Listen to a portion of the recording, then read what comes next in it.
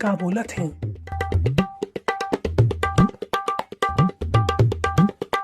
Sir may I touch your wife? 2000 years later. औबे की नौता दी तो कब बैठे बिना कहाँ से चला आवत है। Roll number 1।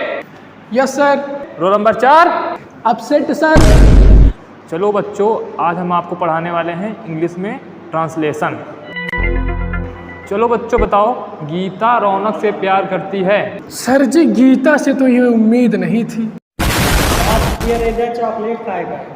चॉकलेट कहीं है इनका, आजा बाबा खट्टी मीठी गोली खात खात मर गए, बुढ़ापे नहीं चॉकलेट खा भी, चॉकलेट खा भी। सर ना ये लोग पढ़ते हैं ना दूसरे को पढ़ने देते हैं, क्लास का पूरा माहौल बिगाड़ के रख दिए हैं। निकल निकल चल भाई भाग। जायदा नहीं तो भाई मारे बहू का तहू का।